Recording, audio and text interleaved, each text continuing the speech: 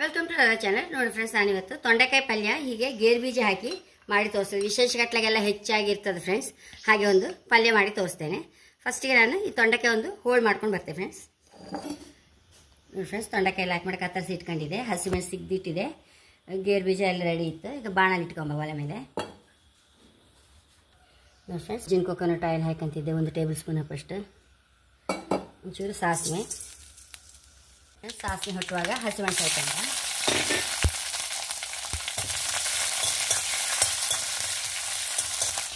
ಒಂಚೂರು ಬೇವಿನ ಸಣ್ಣ ಕತ್ತರಿಸಿ ಇಟ್ಕೊಂಡ್ರೆ ಅದನ್ನು ಹಾಕೊಂತ ಇತ್ತು.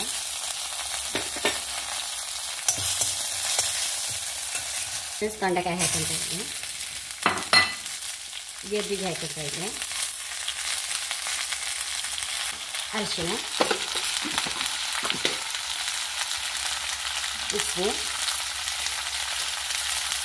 ಒಂಚೂರು ಬೆಲ್ಲ ಹಾಕೊಂಡ ಫ್ರೆಂಡ್ಸ್. ಈ ಪಲ್ಯಕ್ಕೆ ಒಂಚೂರು ಬೆಲ್ಲ ಹಾಕಿದರೆ ರುಚಿ.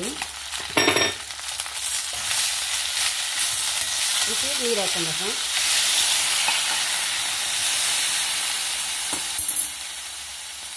ಫ್ರೆಂಡ್ಸ್. ಒಂಚೂರು ಮುಚ್ಚಿಟ್ಕೊಂಡು ಬಿಡುವ.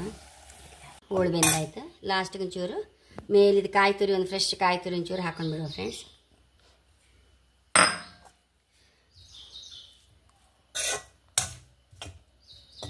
ಈ ತೊಂಡೆಕಾಯಿ ಮತ್ತು ಗೇರು ಬೀಜ ತುಂಬ ಒಳ್ಳೆ ಕಾಂಬಿನೇಷನ್ ಫ್ರೆಂಡ್ಸ್. High class ರುಚಿಯಾಗುತ್ತಿದೆ.